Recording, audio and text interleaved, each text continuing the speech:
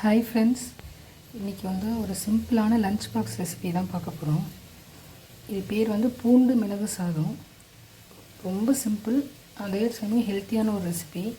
அதுக்கு தேவையான ஐட்டமும் இவ்வளோ தான். என்னென்னு பார்க்கலாமா?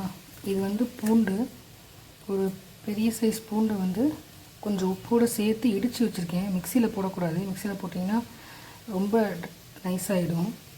அதனால் இது உப்போடு சேர்த்து இடித்து வச்சிங்கன்னா அந்த பூண்டில் உப்போட ஃப்ளேவர் இருக்கும், அதனால் நல்லாயிருக்கும். அப்புறம் இது மிளகு ஜீரகத்தை சும்மா மிக்ஸி ஜாரில் போட்டு நைஸாக கோர்ஸ் பண்ணி வச்சுருக்கேன். ஃப்ரைலாம் பண்ண வேண்டியதில்லை. அப்புறம் ஸ்மால் ஆனியன், இது சின்ன வெங்காயத்தை கொஞ்சமாக ஒரு 4 சின்ன வெங்காயத்தை கட் பண்ணி வச்சுருக்கேன். கறி லீவ்ஸு, நெய். இதுக்கு எண்ணெய் தேவைப்படாது, நெய்யில் மட்டும்தான் செய்யணும். நெய்யில் செஞ்சிங்கன்னா தான் டேஸ்ட்டாக இருக்கும். இது போக ரைஸு, சாதத்தை வடித்து ஆற வச்சுருக்கணும். இப்போ நம்ம இதை எப்படி செய்கிறதுன்னு பார்க்கலாமா? இப்போ ஸ்டவ் ஆன் பண்ணி ஒரு கடாய் வச்சுக்கலாம்.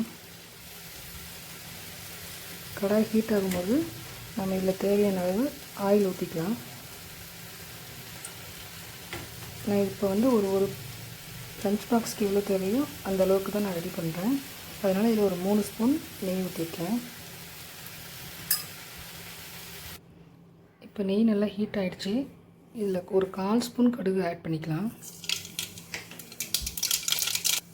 கடுகு ஆட் பண்ணி அது பொரிஞ்சோடனே நம்ம தட்டி வச்சுருக்க பூண்டு ஆட் பண்ணிக்கலாம். இப்போ இந்த பூண்டு கோல்டன் ப்ரௌனாக ஆகிற வரைக்கும் நம்ம ஃப்ரை பண்ணிக்கலாம். இப்போ பூண்டு ஓரளவு கோல்டன் ஃப்ரை ஆகிடுச்சு. இப்போ இதோட நம்ம சின்ன வெங்காயம் ஆட் பண்ணிக்கலாம். சின்ன வெங்காயம் ஆட் பண்ணிட்டு நல்லா ஃப்ரை பண்ணிக்கலாம்.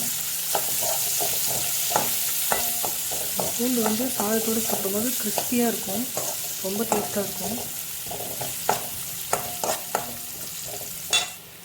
இப்போ பூண்டு வெங்காயமும் நல்லா ஃப்ரை ஆகிடுச்சு. இதோட கருவேப்பிலை ஆட் பண்ணிக்கலாம். இப்போ இதோட இந்த மிளகு ஜீரகம் நம்ம நுணுக்கி வச்சுருக்கோங்க, அதை ஆட் பண்ணிக்கலாம்.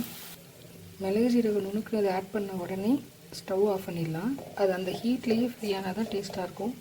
நீங்கள் ஸ்டவ் ஆன் பண்ணி வச்சுட்டு அதை பண்ணிங்கன்னா மிளகோட கசப்பு தன்மை வந்துடும். அதனால் இதை ஆஃப் பண்ணியாச்சு. இப்போ ஆற வச்ச ரைஸை போட்டு இதில் மிக்ஸ் பண்ணிக்கலாம்.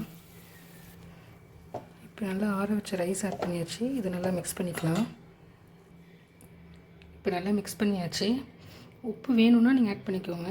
எனக்கு கரெக்டாக இருந்தது. அந்த பூண்டு இடிக்கும் போது நம்ம உப்பு ஆட் பண்ணோம்ல, அதுவே கரெக்டாக இருந்தது. இப்போ ரெடி ஆகிடுச்சு. இப்போ சுவையான பூண்டு மிளகு சாதம் ரெடி ஆகிடுச்சு. இதை ட்ரை பண்ணிவிட்டு எப்படி இருக்குன்னு சொல்லுங்கள். Thank you friends.